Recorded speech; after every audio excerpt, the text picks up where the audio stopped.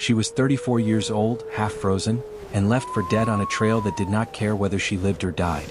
The man who abandoned her there was her late husband's brother, Gideon Prade, who had decided that a widow with no sons and no papers had no claim on land that could instead belong to him alone.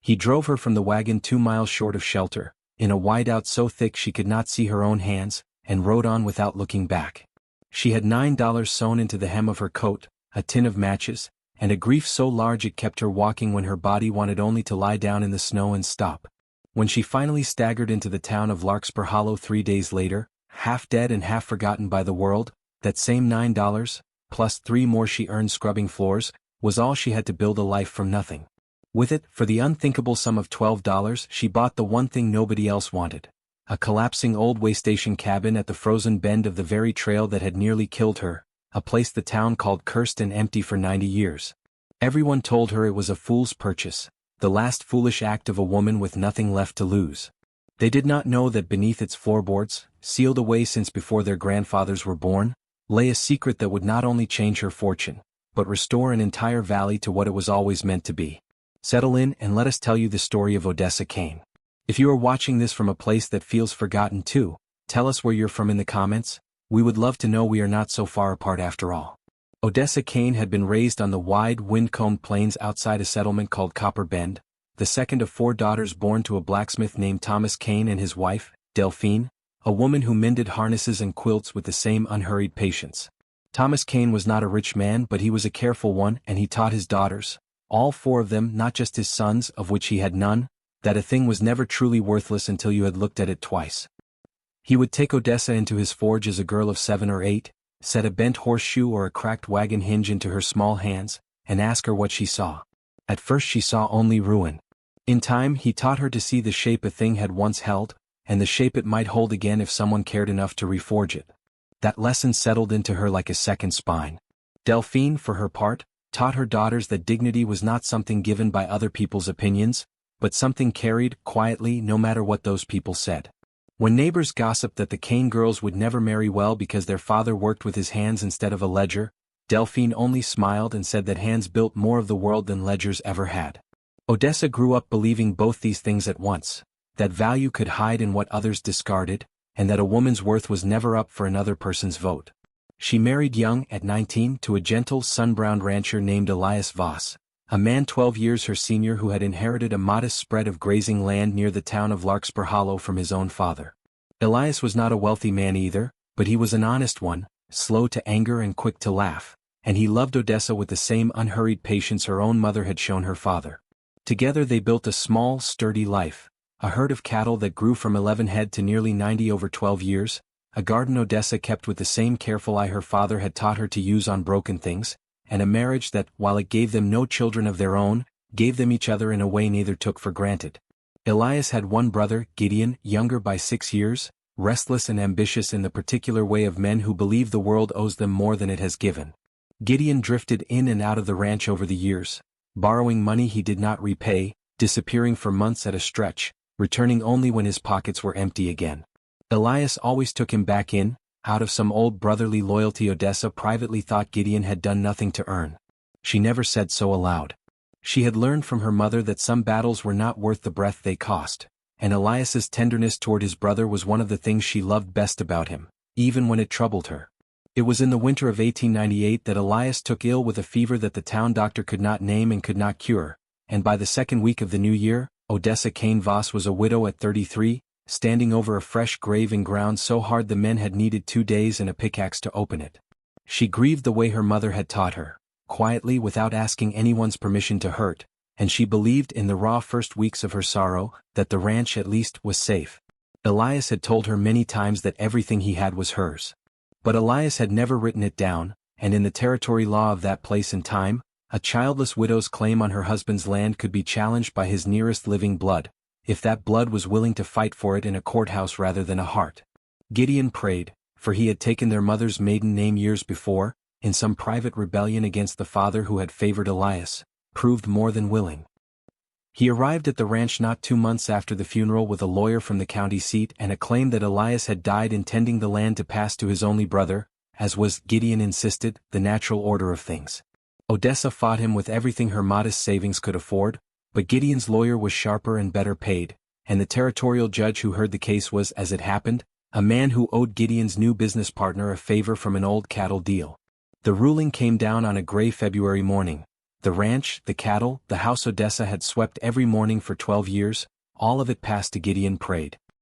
He gave her 30 days to leave, and he gave her, as a parting gesture he seemed to think was generous, a ride as far as the frozen trail that led toward Larkspur Hollow, a ride he abandoned 2 miles short of the town in a blinding storm, telling her the walk would do her good and that a woman clever enough to argue in court could surely find her own way through the snow. She very nearly did not. The wind came up off the mountains with a violence that stripped the breath from her chest, and the trail she had walked 100 times in fairer weather became a white nothing she could no longer find beneath her feet. She thought of her father's forge, of bent iron finding its shape again, and she made herself walk toward that memory instead of toward the cold creeping into her hands. When she stumbled at last into Larkspur Hollow, half blind with frost and exhaustion, it was a stranger, a laundress named Bettina Ruiz, who pulled her inside and thawed her by the stove, and who would, in the months to come, become the truest friend Odessa had left in the world. Odessa spent that first spring in Larkspur Hollow scrubbing other women's floors and mending other women's harnesses, sleeping in a corner of Bettina's small house behind the laundry,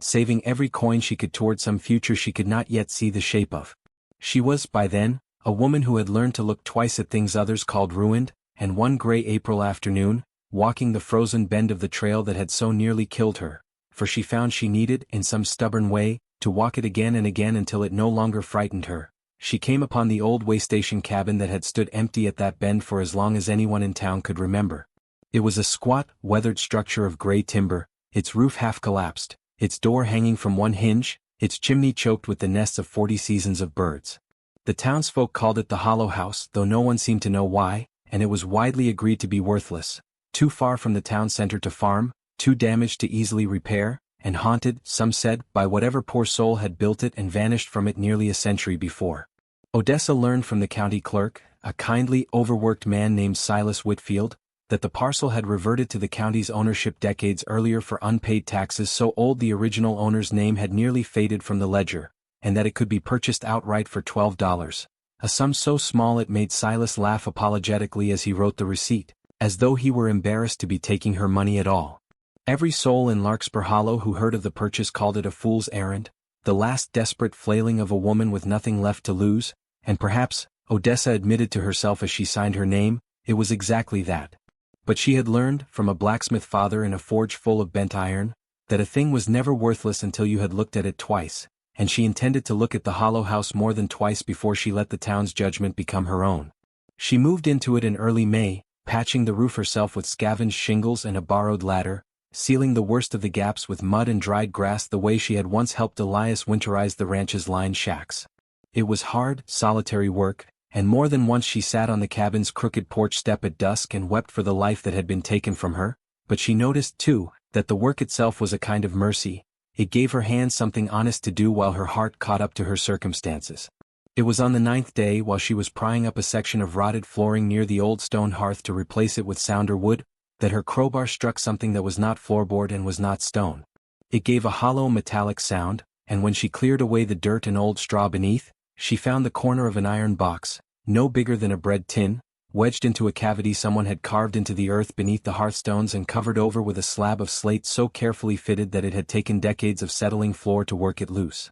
Her hands shook as she worked the box free. It was rusted nearly through in places, its small hasp long since seized, and when she finally forced it open with the flat of her crowbar, she found inside it not gold, not coin, but a bundle of oilcloth, dry and brittle with age, wrapped around a slim leather-bound journal and a single folded document sealed with wax gone the color of dried blood. The journal's first page, in a careful, slanting hand, bore a date that made Odessa sit back on her heels in the dust, the 3rd of October 1809, and a name, Josiah Marrow, she did not know, but which she would soon learn half the valley had spent 90 years trying to forget. She did not sleep that night. She sat by the light of a tallow candle with Josiah Marrow's journal open on her lap, and though the ink had faded to the color of weak tea in places, and though some pages had crumbled at their edges into a fine brown dust that made her wince every time she turned one, enough remained legible to tell her that the man who had built the Hollow House nearly 90 years before had not been a simple trapper, as the town's vague legends suggested, but the last surviving founder of a settlement that had once stood exactly where Larkspur Hollow now stood, a settlement called New Ashford, established in 1806 by 9 families who had come west together, pooled their labor and their meager funds, and drawn up, in a spirit of genuine communal hope, a charter that divided the valley's water rights equally among every family that lived and worked the land, regardless of how much or how little money each had brought with them. Josiah Marrow had been the settlement's clerk, the man entrusted with keeping that charter safe, and his journal recorded, in increasingly anguished entries through the terrible winter of 1808, how New Ashford had been struck by a fever that killed 6 of the 9 founding fathers within a single season, and how the 2 men who survived alongside Marrow, a hard, ambitious pair named Cornelius Drell and Aldous Praed, had seen in that tragedy not a shared grief but an opportunity. Odessa's breath caught at the second name. Praed. She read on with her heart pounding and learned that Drell and the elder Praed had conspired, in the chaos of the fever's aftermath, to destroy what they believed was the only copy of the water charter, intending to redraw the valley's boundaries and its water rights entirely in their own favor, cutting out the widows and orphan children of the families who had died. Josiah Marrow, the journal made clear, had refused to let them.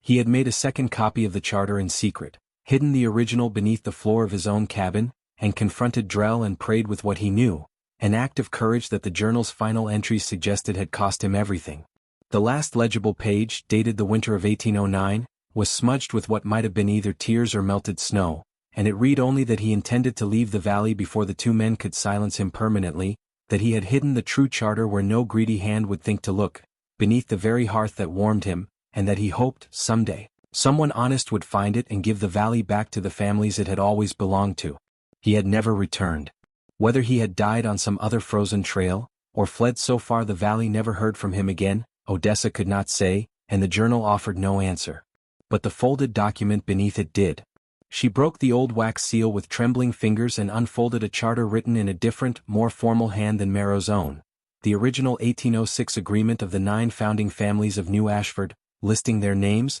their equal shares of the valley's water rights, and a clause, plain as daylight, stating that no single family's descendants could ever claim sole ownership of the valley's central creek and its tributaries, that the water belonged to all who worked the land in common, in perpetuity. Odessa read the surnames twice to be certain her eyes were not deceiving her in the candlelight. Among the 9 founding families of New Ashford, listed plainly in ink gone the color of rust, was the name Praed. It took her the better part of a week to understand what she was holding, and longer still to understand what Larkspur Hollow had become in the 90 years since. She learned from Bettina and later from old Silas Whitfield at the county office, that the town had indeed grown up from the ashes of a much earlier settlement, that the exact fate of New Ashford had blurred over generations into half-remembered rumor, and that the valley's water rights, the creek that watered every ranch and farm for 12 miles, had, for as long as living memory stretched, been controlled almost entirely by 2 families, the Drells, who ran the largest cattle operation in the county, and, more troubling still, a branch of the Praed family that had drifted back into the valley 2 generations later and quietly reasserted a claim on the water no one thought to question, because no one alive remembered there had ever been anything to question. Gideon Praed, Odessa realized with a chill that had nothing to do with the cold, was very likely a direct descendant of the same Aldous Praed who had tried to burn a widow's rightful water charter 90 years before. The theft that had cost her a husband's ranch and nearly her life on a frozen trail was, it seemed, only the latest chapter in a much older theft, one that had been stealing from an entire valley for nearly a century. She did not act rashly. She had learned, in the wreckage of her own court case, how easily the powerful could bend the law to their liking when the truth was inconvenient to them, and she understood that a fragile, 90-year-old document would need more than her own word to matter in a courtroom. She spent the better part of 2 months quietly building her case, consulting first with Silas Whitfield, who confirmed from county archives that the original township plat did indeed show a settlement called New Ashford predating Larkspur Hollow, its records lost, the clerk noted, in a courthouse fire some 50 years past, which explained, chillingly, why no later generation had ever found reason to doubt the Drells and Praed's quiet control of the creek. She wrote, too, to a land rights attorney in the territorial capital, a careful, sympathetic woman named Augusta Fell, who agreed, upon reading Odessa's detailed letter and a hand-copied excerpt of the charter, that the document, if authenticated, could indeed overturn nearly a century of water claims across the entire valley. Word of what Odessa Kane had found beneath the floor of the Hollow House did not stay quiet for long. Larkspur Hollow was a small town, and small towns keep few secrets well, and by midsummer, when Odessa began making careful inquiries among the valley's smaller ranchers about their water allotments, whispers reached the Drell and Prade households that the widow at the old way station cabin had unearthed something dangerous. Cornelius Drell's grandson, a cold, calculating man named Harlan Drell who now ran the family's cattle operation, came to see her himself on a bright July morning, his boots polished, his manner smooth as poured wax. He offered, with the pleasant condescension of a man used to being obeyed, to buy the hollow house and everything in it for $200, a sum that would have seemed a fortune to the woman who had paid $12 for the place in April, and which Odessa understood immediately to be an attempt to bury the truth before it could surface. She refused him, politely but plainly, and told him she intended to have the document authenticated and presented to the Territorial Land Office. Harlan Drell's pleasant manner did not survive that answer.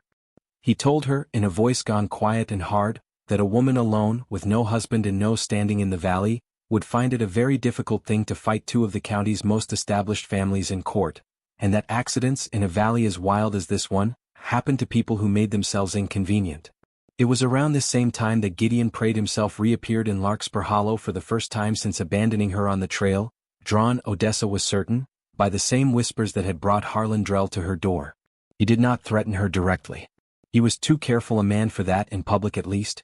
But he began quietly buying up small debts owed by several of the valley's poorer ranchers, the very families whose water rights the old charter would restore, and made it known through intermediaries that those debts could be called due at any moment. A slow, deniable squeeze meant to frighten Odessa's potential allies into silence before she could organize them. For a time it worked. Several ranchers who had at first seemed sympathetic to Odessa's cause grew quietly distant, unwilling to risk what little they had for a claim that still felt, to them, like a wild story dug up by a grieving widow in a collapsing cabin. Even Bettina, who loved Odessa dearly, urged her once, gently, over a shared supper, to consider whether the fight was worth what it might cost her, whether it would not be wiser and safer to sell the hollow house to Harlan Drell and start over somewhere the Prade name held no power at all. Odessa sat with that question for a long, quiet night, turning it over the way her father had once taught her to turn a bent horseshoe, looking for the shape it had once held. And what she found in the end was not fear but her mother's old lesson, worn smooth from years of carrying it. That dignity was not something given by other people's opinions, but something carried, quietly, no matter what those people said. She had carried it through a courtroom that robbed her of a ranch, and through a blizzard that had tried to take her life, and she was not, she decided, going to set it down now simply because two powerful men found her inconvenient. She went, instead, to the very ranchers Gideon had tried to frighten into silence, and she did something simpler and more powerful than argument. She showed them, one careful conversation at a time, the hand-copied pages of Josiah Marrow's journal, and let them read in his own trembling ink how their own great-grandparents had been founding families of New Ashford, how the water that ran past their own fences had always, by rights older than the Drell's fences and the Prade's claims, belonged equally to them. Several wept to see their own family names recorded there. It was Augusta Fell, the attorney from the territorial capital, who arrived by stagecoach in late August with the news that had turned the tide entirely. An ink and paper analysis, commissioned quietly through a university contact, had confirmed both the journal and the charter to be genuine documents of the correct age, and more than that, Augusta had located, in the Territorial Archive, a nearly forgotten 1806 land office filing that independently corroborated the existence and boundaries of the New Ashford settlement, a filing that had simply never been cross-referenced with the Larkspur Hollow Township records because no one had ever thought to look.